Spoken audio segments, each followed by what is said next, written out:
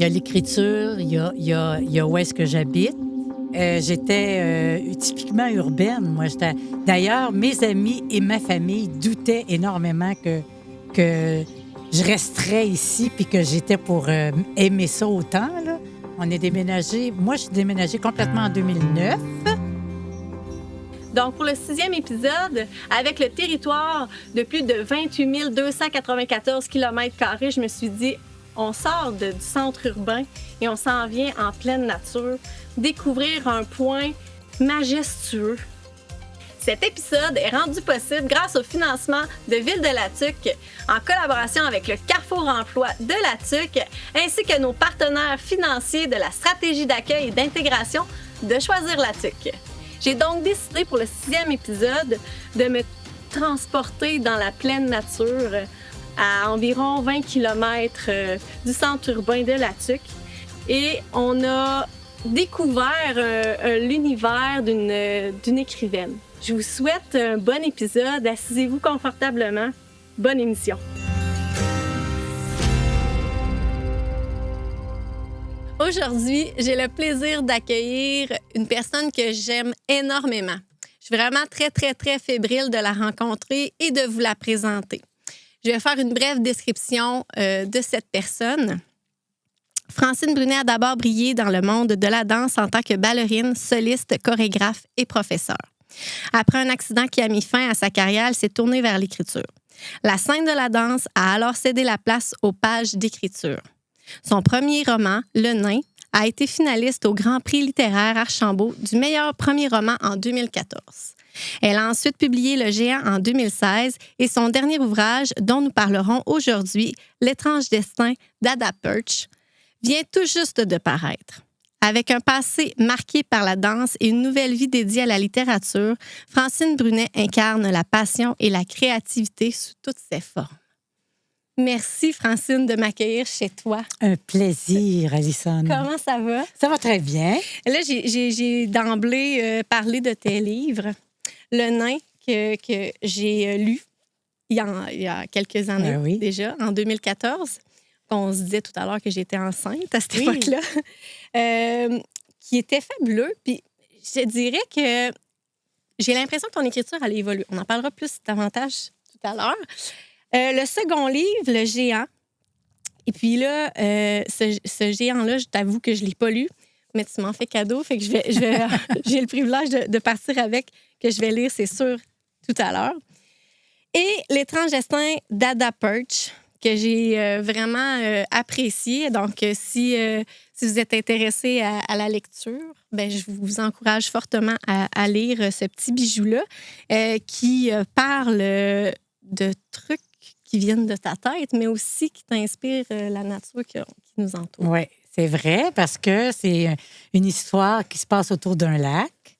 C'est une musicienne qui réussit à mettre la main sur un chalet. Et c'est son premier été qui va être raconté. Puis dans les interstices de son premier été, on introduit d'où elle vient, comment ça se fait qu'elle se retrouve là, qui est Ada Perch, puis c'est ça, sa vie de musicienne et puis sa vie personnelle et tout. J'ai vraiment aimé ce livre-là. Je vais essayer de ne pas m'échapper sur l'histoire. Et là, tu m'accueilles chez toi, dans ton havre de paix, en plein cœur de la nature. On se trouve à une vingtaine de kilomètres du centre urbain de la Tuque. C'est ça, 20 à peu près, oui, 25. Puis, peut-être que je me trompe, là, mais si je me trompe pas, tu habitais au Cap-de-la-Madeleine. J'habitais à Trois-Rivières, c'est à côté, oui. Oui, c'est ça. Ouais. Puis, tu t'as déménagé à quelques endroits. Puis, dans ton parcours de danse, tu as été étudiée à Toronto. Oui. Alors, tu as fait quand même... tu as traversé le monde avec la danse. Oui. Puis, tu te retrouves ici, en plein cœur de la nature. Oui. Aurais-tu cru ça un jour? Jamais. Jamais j'aurais cru que je serais restée dans la forêt profonde avec des animaux sauvages. Et des bébites. Des bébites. Parce que j'étais typiquement urbaine. Moi, d'ailleurs, mes amis et ma famille doutaient énormément que je resterais ici puis que j'étais pour aimer ça autant, là. Il y avait des gros doutes, puis finalement, ça a l'air que c'est vrai.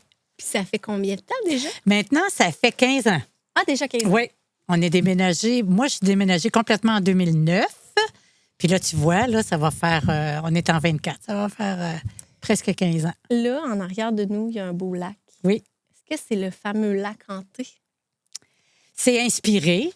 Il y a une inspiration. Hanté. Tout était... c'est sûr que ça rappelle le lac hanté. On peut en parler que c'est le lac hanté. Il y a un plan suite en partant. On parle d'un lac qui s'appelle le lac hanté. Et des lacs hantés, au Québec, il y en a une multitude. C'est pas un nom. Le premier. C'est pas très original.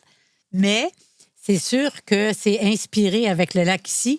Puis tout ce qui décrit, tout ce que je décris au niveau de la nature et des endroits que les gens demeurent, c'est sûr que ça m'a inspiré ici, là, d'être ici. Le lac, finalement, s'appelle comment? Ici, il s'appelle le lac Cuisy. Le lac Cuisy. On a quand même 30 000 lacs et forêts à La Tuque. Oui. Donc, ça, c'en est un. Oui. Puis là, c'est sûr que là, tu m'as dit que tu t'es inspiré de ton lac, de ta forêt, des gens autour de toi par rapport à ton livre. Moi, j'ai envie de savoir, en fait, c'est ma première question. Est-ce que tu as toujours eu le désir d'écrire? Écoute. Moi, là, en première année, quand j'ai découvert que j'étais capable de lire, que j'étais capable de voir qu'est-ce que les noms de rue, j'étais capable de les lire. Pour moi, c'était de la magie. J'étais capable de lire. J'avais l'impression que je rentrais dans un monde magique. Puis quand, avec ça, j'ai appris l'écriture, j'avais l'impression que je dessinais. Puis là, j'en revenais pas que qu'est-ce que j'écrivais, je lisais. Ça a été... Je sais pas comment... C'est tous ceux... Probablement que toutes les personnes qui aiment lire ont ce souvenir-là de la première fois qu'ils ont été capables de déchiffrer des lettres puis de se dire « Ah, ça, c'est A, puis ça, c'est C, puis c'est ça que ça veut dire. » Puis, tu sais, là, c'était... Puis, quand j'étais jeune, à l'époque, on avait tout le temps à peu près les mêmes examens au primaire. Maths, français, grammaire. Puis, il y avait un volet qui s'appelait volet composition. Puis moi, ça, je pouvais pas croire que c'était un examen. Là, je me disais, on est noté sur ce qu'on pense dans notre tête, puis qu'on va... Parce qu'ils nous donnaient un thème. Moi, je partais là, avec ça. Puis là, les compositions, je me suis mis en enfer, seule chez nous. Ah ouais, hein? Oui. Puis ça, là, puis après, j'ai lu le journal d'Anne Frank. Fait que là, je dis, moi aussi, je vais avoir un journal. Fait que j'ai commencé à écrire mon journal. Très tôt, là, ça veut dire, là, tu me parles de première année. Bien là, quand je faisais mes petites historiettes, là, c'était pas mal tout au primaire. Puis à la fin du primaire, c'est là, vers la 6e année que j'ai lu Anne Frank. Puis à 14 ans, j'ai commencé tu sais, à 14, là, l'adolescente veut savoir. Je disais, OK, on écrit tout le spectacle hormonal qui se présente en dedans de moi. Fait que j'ai commencé à écrire tout, mon journal et tout, jusqu'à 20 ans. Puis à 20 ans, j'ai tout brûlé. Ah! Ouais. T'as plus rien? J'ai plus rien. Pour quelle raison t'as brûlé ça? Écoute, je vais te l'expliquer de façon très simple. C'est quasiment de la psychanalyse. Pas une peine d'amour, toujours? Pas du tout, parce qu'il était tout décrit là-dedans. Tout était décrit là-dedans, mais je me suis rendu compte vers l'âge d'à peu près 18 ans que j'écrivais, admettons, qu'est-ce qui est arrivé le 21 décembre. Là, j'allais voir qu'est-ce que j'ai fait le 21 décembre quand j'avais 15, quand j'avais 16, quand j'avais 17. Puis là, je faisais ça de plus en plus, puis j'aimais pas ce que je lisais parce que ça me rappelait les gaffes que j'avais faites. Ça me rappelait les peines, parce que c'est ça qu'on écrit quand on écrit aussi des joies, mais c'est surtout ça, tu sais, qu'on écrit, c'est ce qui nous remue. Puis moi, je trouvais, à un moment donné, j'ai dit, voyons donc, si je lis tout le temps qu'est-ce que j'ai fait, j'avancerai jamais dans la vie. Je ne sais pas pourquoi je me suis mis ça dans la tête. Mon Dieu, quand même, à 20 ans, tu pensais ça. Mais à 20 ans, j'ai dit, j'avancerai jamais dans la vie. On brûle. Oh, ouais. On recommence. Fait que Page blanche. j'ai tout brûlé. Puis là, à partir de 20 ans, c'est là que j'ai commencé. J'écrivais beaucoup des petites nouvelles, des affaires. Sauf que dans ce temps-là, je faisais beaucoup, beaucoup de danse. Puis j'étais chorégraphe principalement. Puis tu sais, la chorégraphie, comment c'est créatif. Fait que ça me meublait. Je faisais des histoires avec mes danses. Fait que c'était comme si je me disais, bon, je suis danseuse. Ça fait depuis l'âge de 7 ans que je danse. Tout le monde me cataloguait danseuse, pas écrivaine. Fait que je me suis tout le temps comme dit, là, je suis danseuse. Un jour, je le serai plus, puis je serai écrivaine. C'était comme, mais j'ai toujours fait les deux. Ben, c'est drôle parce que c'est une longue réponse. Non, hein? mais ma prochaine question, elle est directement avec ce que tu dis. OK. Est-ce que tu dirais que la danse et l'écriture sont complètement parallèles? Ah oui, puis ça s'entrecroise. Parce que ça vient chercher une partie de ta tête, une partie d'imagination qui est fantastique à faire activer. Mm-hmm. Tu sais, là, quand tu es créatif, puis tu composes un mouvement, puis avec la musique, mais c'est pire l'écriture, par exemple. Parce que l'écriture, là, écoute, tout est permis. Ouais. Tu peux danser, tu peux chorégraphier avec l'écriture. L'écriture, tout est permis. T'es Dieu. Tu décides qu'est-ce que tu manges. Tu décides tel personnage, il va avoir de quoi sur le nez. Tu sais, c'est une espèce de pouvoir imaginaire qui est fabuleux, qui est vraiment le fun. Mais l'écriture, c'est vraiment le fun, mais ça se rejoint beaucoup avec la lecture, que je dirais. OK. La lecture, quand tu es quelqu'un qui est capable de lire, parce que c'est un certain pouvoir, hein, être capable. Il n'y a pas tout le monde qui sont capables d'embarquer dans des livres. Il y en a que. Bien, il y en a qui ont d'emblée de la difficulté à s'exprimer. Fait que c'est difficile pour eux autres d'aller placer les mots pour exprimer quelque chose, leurs idées ou leur chorégraphie, peu importe. Et moi, je me souviens que quand je faisais des chorégraphies, j'essayais de l'écrire, mais je le dessinais. Oui. Parce que pour moi, c'était plus facile. Oui. Mais c'est ça. Mais c'est ça que ça fait. Parallèle. Oui. C'est la créativité, l'imagination. C'est de la créativité. Oui. L'émotion. Beaucoup. Oui. Ouais. Est-ce que tu écrivais des heures et des heures ou tu donnais des plages horaires? En fait, j'écris pas beaucoup le matin. Je suis pas quelqu'un du matin. OK. Moi, souvent, je commence à écrire vers 2 heures. Mm-hmm. Puis j'arrête parce qu'il fait noir dans la maison. Puis que mon amoureux rentre, puis qu'il se demande s'il y a quelqu'un dans la maison, parce qu'il y a juste mon îlot d'éclairer, parce que j'écris, puis il est 7 heures. Puis là, une chance qu'il fait à manger, parce que là, on part le souper, parce que c'est souvent ça, comment j'écris. C'est souvent à partir du début de l'après-midi, puis après ça, ça prend quelqu'un qui m'arrête, parce que je pense que je ne mangerais pas. Ça serait correct. Ouais. Oui. Quand t'es parti, là, puis t'as une idée, puis ça part, puis tu dis, ah oui, il va faire ça. Ah oui, puis il va être de même. Ah oui, puis telle affaire va arriver. Puis il va être habillé comme ça. Puis il va avoir telle maladie. Sky is the limit. Ah, j'aime ça. T'es passionnée, Francine. Ah oui. Dans la publication de ton premier roman en 2014 pour l'écriture du nain, comment décrirais-tu l'évolution de ton processus d'écriture? Parce que là, tu sais, on en a parlé de 3. Le premier, il y avait une écriture, je ne sais pas si ce serait le bon terme, bucolique. J'ai ça en tête. Oui, je pense qu'il y avait du fantastique aussi un peu. Là. Tu sais, il y avait des affaires... Mais on était capable de se projeter. Tu sais, je me souviens, à un moment donné, tu disais que c'était 2 gars qui étaient assis sur un banc au centre-ville. Puis tu parlais aussi de la tuque. Je les imaginais. Oui. J'étais capable de rentrer dans ta tête. Oui, c'était très la tuque. On voyait les rues, on voit. C'était définitivement la tuque. Dans le géant, ça se passait entre la tuque et Montréal, plus. Okay. C'était plus des personnages de la tuque qui vivaient à Montréal, un peu. OK. Mais c'était quand même une écriture je ne sais pas comment décrire, mais dans le 3e, le fait qu'il y ait les petites interstices puis que c'est au-dessus, ça apporte une façon beaucoup plus intime d'écrire. Ouais. une autre dimension. Oui, C'est comme un peu le passé oui, et le présent. oui.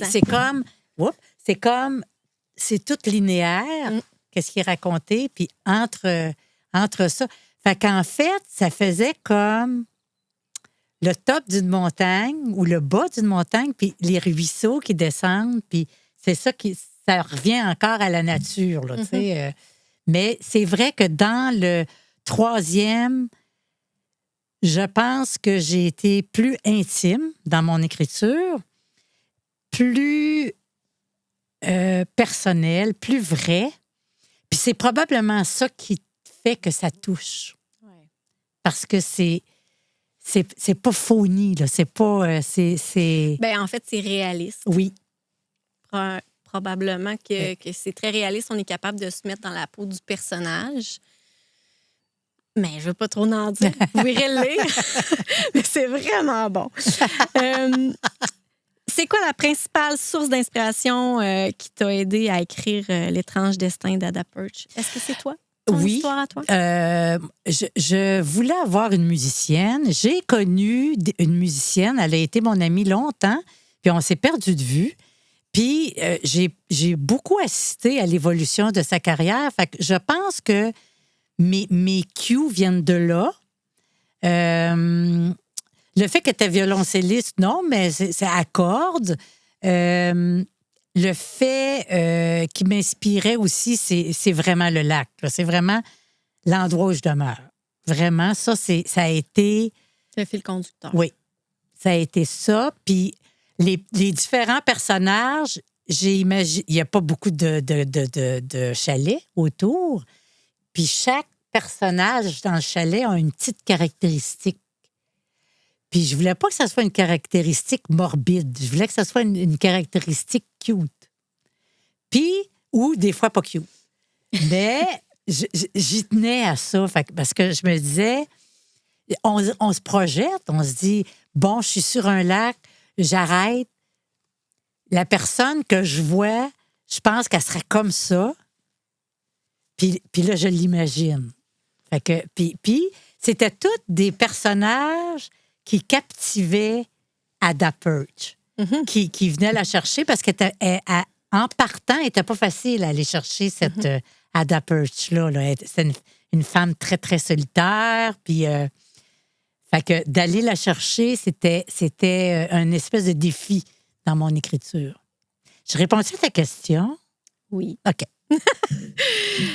J'ai envie de te poser cette question. Qu'est-ce que tu ressens quand tu écris versus quand tu dansais? Bien là, à la fin, la danse me faisait très mal physiquement. Parce que, comme tu l'as dit au début, j'ai eu un accident, puis à la suite de ça, j'ai continué à danser, puis il n'aurait pas fallu, mais je faisais à ma tête. Fait que je me suis beaucoup, beaucoup blessée. Fait que à la fin de ma danse, c'est de la douleur que je me rappelle plus, tu sais. Tandis que, mais si je me réfère à avant, il y a un aspect physique de la danse qui est toujours présent. C'est beau, les mouvements qu'on fait. C'est beau de se noyer dans ce que la musique peut apporter dans un port de bras ou dans un développé. C'est très gratifiant quand tu réussis à le faire, puis à avoir la ligne qu'il faut que tu devrais avoir, puis à avoir le sourire du professeur ou du chorégraphe. Il y a de quoi de... L'écriture, c'est plus en dedans. C'est plus... c'est invisible. La danse, c'est visible. Oui. Fait que c'est comme... Est-ce que tu dirais que c'est extérieur, comme tu dis, visible, la danse? Oui. On le voit. Oui. Alors que l'écriture, c'est en dedans. Oui. Puis, tu catches les gens en dedans parce que ce que tu écris, tu l'as imaginé, il est dans ta tête, puis la personne qui te lit, elle te lit dans sa tête. Fait que, Elle connecte. Yes! J'ai connecté. Télépathie. Fait que c'est différent comme communication, puis je trouve que c'est une communication qui est drôlement intéressante. Là, tu sais, c'est comme... Ben en fait, c'est que c'est très précis. En tout cas, moi, personnellement, je trouve que c'est très précis. Je rentre complètement dans ta tête quand je lis tes mots. Alors que quand je vais voir, mettons, quelqu'un qui danse, ben je suis dans l'imagination. Oui.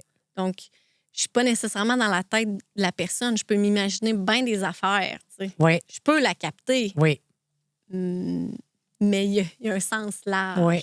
C'est comme, j'imagine que c'est comme l'art visuel, tu sais, la Ouais. peinture. Tu regardes quelque chose, ça te cause une émotion, mais le seul sens, c'est la vue. Ouais. Puis ce qu'il y a en dedans. Ouais. La danse aussi, c'est la vue, c'est ce que tu sens quand tu le fais. C'est ce que tu vois. C'est ce que tu fais voir. Il y a plus de dimensions, si tu veux. Ouais. Tandis que l'écriture, c'est secret. C'est comme intime, c'est secret, c'est personnel. C'est plus proche de l'émotion, d'après moi. Sauf que la danse me fait pleurer à chaque fois, là. Moi, je suis à la Toi même aussi. place. Oui. On regarde quelqu'un qui... Ben, je pense que je pleure tout le temps. Ben, c'est sûr, on est pareil. Oui, c'est ça. Mais un livre qui te fait pleurer, c'est pas général. Moi, la danse, en général, ça me fait pleurer. Ouais. Mais il n'y a pas tous les livres qui me font pleurer. C'est Ouais. pas tout pareil, là. C'est La difficile, ta connexion. question, Alison Ah, Patry Miller. je sais. Mais en tout cas, bref. Puis, on parlait aussi des personnages. Oui. Bien, évidemment, tu sais, là, les gens vont se reconnaître. Pas en tout. OK, parfait. Pas C'est du tout. fictif. En tout cas, s'ils se reconnaissent, c'est de la prétention. Ben réel. Parce que c'est toutes des personnes, c'est tout moi. Ouais. C'est tout un côté de moi. Chaque personnage, c'est un côté. Comme Luc Dionne dans District 31, tu sais, qui Ouais. disait que c'était tout. Bref. Mais je comprends quand il dit que tous les personnages, ils ne pensent pas à quelqu'un qui est pour le faire. Mhm. C'est quelqu'un de lui. Ben, qui c'est son développe. imagination Oui. qui a développé. Oui. Mhm. Il part probablement de peut-être une caractéristique Oui. de quelqu'un qu'il connaît, Oui. mais Oui. OK, good. Good. Je m'excuse. Vrai dehors comme de J'étais spontanée. Quel a été ton plus grand défi pour l'écriture de ton livre et comment les as-tu surmontés? Ben, entre le géant et celui-là, L'étrange destin d'Ada Perch, il s'est quand même écoulé 8 ans. Pendant ces 8 ans-là, j'en envoyais des manuscrits qui étaient refusés. C'est ça qui est le plus dur. Si tu penses qu'un coup que tu as été publié une fois, 2 fois, 3 fois, écoute, l'affaire est dans le sac, c'est sûr qu'ils vont me publier. Non. Comment ça marche? Non. Fait que ça, quand, après quelques refus, j'ai boudé. J'ai fait du gros boudin. J'ai boudé l'écriture, j'ai dit, bon, OK, je suis pas bonne. Puis à un moment donné... Mais il n'y a pas de place à la correction. Tu sais, mettons, tu as envoyé ton troisième, puis Oui. il t'a été refusé, mais il y a... Si. OK. On m'a demandé de le corriger, je l'ai recorrigé. J'ai été refusée encore. Ah, mais là, Fait que ça, là, moi, j'ai beaucoup d'orgueil. on boque, hein? 3 quarts d'orgueil, 1 quart de sang à peu près. Fait que j'ai pas trouvé ça. Puis je me Depuis comme disais. un échec, peut-être. Puis, à un moment donné, c'est Jacques, mon amoureux, il me dit, t'aimes-tu ça écrire? Je dis oui. Ben, il dit écris. Arrête d'essayer d'être jugé, d'écrire pour être publié. T'aimes ça écrire? Écris. Hmm. Puis quand il m'a dit ça, j'ai dit, c'est vrai, c'est ça que j'aimais au début. Parce que quand t'es publié, c'est comme un feu d'artifice, là, tu sais. C'est vraiment tout un feeling. Tu sais, t'es comme... t'as de la valeur auprès de l'intelligentsia C'est un littéraire. sentiment d'accomplissement, j'imagine. Oui, aussi, c'est là, un grand... parce que c'est du travail. oui, exactement. Épouvantable. Fait que je me suis dit, c'est vrai, c'est ça que je vais faire. Fait que là, j'ai pris bien mon temps pour celui-là. Ça m'a pris du temps à l'écrire. Puis après, à un moment donné, je recommençais. À un moment donné, je disais, non, c'est pas comme ça, il faut que je commence, c'est par l'autre chapitre. Non, il faut que je commence avec le tu. Non, j'ai tergiversé, mais je m'amusais. Tu sais, j'avais pas de deadline, rien. Puis un coup que j'ai vu que, OK, je suis satisfaite, ça va être comme ça, j'ai dit, OK, à ta boy, on l'envoie. Puis Dans ça le a fond, marché. c'est pas tant l'objectif de le publier, c'était plus, hey, je le veux à mon goût, à moi. C'est le tripage. Ouais. Je tripe À le l'écriture. travailler. Ouais. Fait que arrête là, de vouloir que les gens te lisent. Ouais. C'est sûr qu'on aime ça, Ben être oui. lu, mais avant d'être lu, on écrit. Fait que c'est là, c'est... Puis là, je me rends compte que depuis que ça, c'est réglé, vois-tu, je suis en train d'écrire l'autre, là, puis ça va bien, là. C'est bien le C'est fun. plus facile. Oui. T'aurais-tu un conseil à donner à quelqu'un qui aspire à écrire un livre? Écoute, je suis pas... je suis pas encore... écoute, donner un conseil, c'est d'écrire, de faire lire tes choses, de ne pas avoir peur de confronter ton écriture avec la critique de quelqu'un d'autre. Je pense que quand tu décides d'écrire, il faut que tu décides que ça se peut que ça ne marche pas, d'envoyer tes affaires à des concours, même si t'es pas... mais c'est un geste. Ça fait que, OK, on passe sur d'autres choses, puis ça serait ça, Est-ce que tu fais lire tes histoires avant de l'envoyer? toujours. Par qui? Par une amie qui est très radicale. Oui? Oui. Quelqu'un qui aime lire aussi. Elle j'imagine. adore lire. C'est la grande Antonio de la lecture parce qu'elle lit beaucoup, beaucoup. Et son nom est Dominique. Elle va se reconnaître. Salut Dominique. Dominique. Et puis, non, mais elle est... elle fait fi de notre amitié. Puis elle est capable de poser un regard froid. Ah, OK. Et j'ai aussi mon frère, que lui, sa spontanéité sur l'histoire, puis sa façon qu'il va m'expliquer comment il a compris l'histoire, va beaucoup m'aider, même si c'est tout le temps dithyrambique. OK. Même parce que c'est mon frère. Ouais. Fait que, tu sais, je suis sa sœur, elle écrit, puis elle est bonne. Mais la façon, des fois, je dis, qu'est-ce que tu as compris dans mon histoire? Est-ce qu'il est un peu exigeant? Oui, ben oui, c'est un OK. prof. Premièrement, c'est un prof de français. Fait que lui, il regarde beaucoup la structure de la phrase. Il regarde beaucoup le vocabulaire. Il regarde le côté plus technique, là, si tu veux. Puis dans l'histoire, il va plus... juste la façon qu'il va me dire. Là, je me dis, j'ai pas été bonne parce qu'il n'a pas compris que c'est ça que je voulais dire. Fait que je recommence. OK. Fait que c'est ça. J'ai ces deux-là. Là. C'est ton barème. Oui. OK. On parle de la tuque. Oui. Qu'est-ce que tu apprécies le plus? La forêt. Définitivement la forêt. Et comme tu vois derrière ici, il y a une magnifique forêt. Puis ils veulent la couper à blanc pour faire des arbres, faire du bois. Du bois. Et là, je pense que c'est un pensez-y bien parce que En fait, c'est une richesse qu'on a ici. c'est une La très grande beauté. richesse. Moi, là, si j'ai accroché ici qui est urbaine, c'est à cause de ça. C'est à cause que je pars d'ici, puis je vais dans le trail, puis je ramasse des champignons, des chanterelles qui sont succulentes, surtout avec la truite. La truite que je peux aller pêcher, que mon chum va pêcher dans un autre lac. C'est les bleuets, les tartes, les puddings aux bleuets, c'est les framboises. Tout ça, c'est... Moi, là, on nage, nous autres, jusqu'à l'île, là. Cette eau-là, là, quand on est arrivé ici, on la buvait, on pourrait encore la boire. On peut faire des pétates avec, mais elle est magnifique, elle est douce. Elle est pure. Tu sais, là, il faut faire attention. Ben, en fait, la biodiversité est importante Oui. ici à La Tuque. Oui. On a un très vaste territoire, disons-le. Comme dans l'introduction, je disais, c'est qu'on a 28 294 km². C'est aussi grand que la Belgique, La Tuque. Mais le centre urbain est petit comme ça. Évidemment, il y a le lac Cuisy, il y a le lac Beauce, le lac Édouard, la Bostonnais. Mais on est une zone forestière. Mais où est-ce qu'il y a des lieux où est-ce qu'il est habité, si on n'est pas capable de garder ça protégé, on va perdre l'essence de ce Oui. que notre ville, elle est, La Tuque. Oui. Donc... On va perdre l'attirance. Les gens viennent ici pour ça. C'est ça notre richesse. Oui.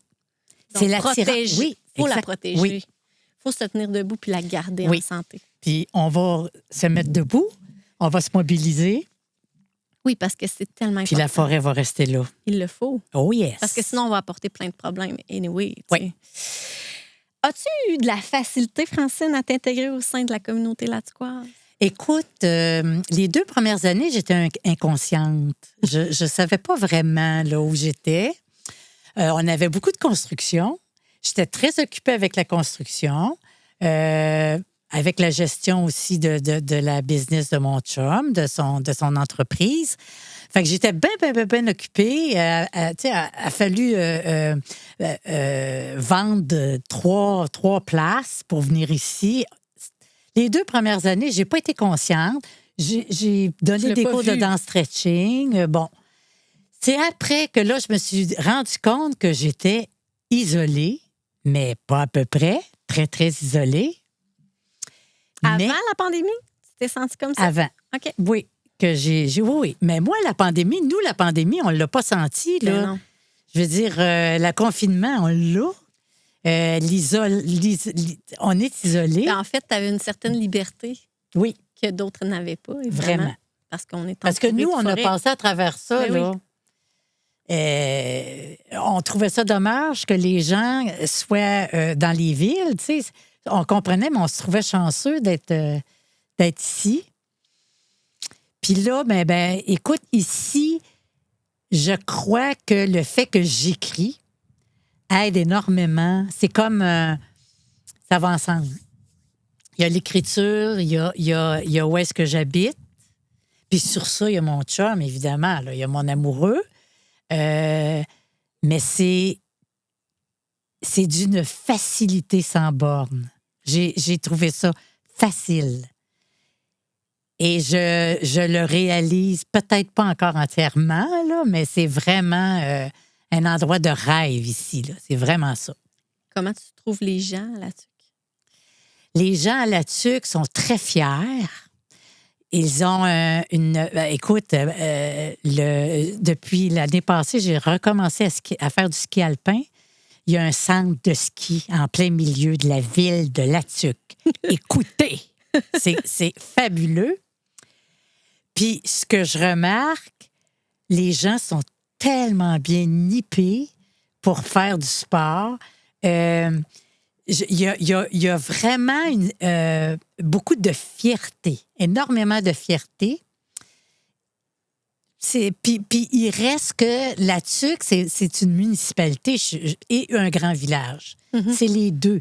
Alors, c'est sûr que la mentalité de villageois qui s'entraident, mais qui tiennent beaucoup aussi à leur façon d'être, c'est là. Puis c'est correct. Parce qu'on est tissé serré. Pardon? On est tissé serré. Oui, vous êtes tissé serré. Mais c'est vrai que les natives, on les reconnaît. Tant que ça? Ben oui. Sauf que moi, je suis chanceuse parce que je fais quelque chose de public un peu. Mm-hmm. Jacques aussi, il fait quelque chose de public. Fait qu'on est choyés. Qu'est-ce que je pourrais te souhaiter pour les 5, 10 prochaines années? La santé. Ouais. Je pense que on le sait pas, là, mais la santé, c'est quand tu as ça, tout est possible. Mm-hmm. Tout est possible. Tu peux tu peux manger. Non, tout est possible. La santé. Est-ce que tu as encore. Est-ce qu'il y a quelque chose que tu n'as pas réalisé encore puis que tu dis, je vais le réaliser, c'est sûr et certain? Ah, ben, un film. J'en ferai jamais. Mais un film, écrire un scénario, je sais pas comment. Mais écrire un scénario, ça, j'avoue que c'est une toute autre façon, là. Parce que moi, dans ma tête, quand j'écris, je le vois beaucoup. Mm-hmm. C'est très... J'ai une écriture très télévisuelle, très visuelle. On dit pas télévisuelle, là, mais balado audiovisuel. Écoute, tu es en train d'en créer. Mais je pense que ça, c'est une affaire que réaliser un film, j'aimerais ça parce que, premièrement, je serais vraiment un petit boss des bécosses. Moi, j'aime ça être boss. J'aime ça runner. Ben, pourquoi pas? Mais je rôde pas rien, là, tu sais. Je rôde juste mon écriture. La douce moitié est pas renable. C'est ça.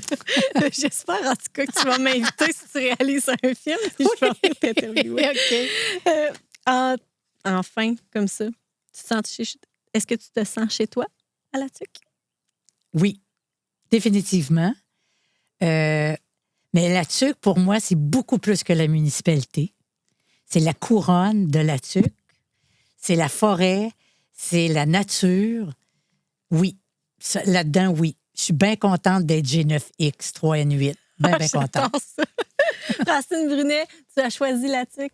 Oui. Merci beaucoup. C'est trop fine.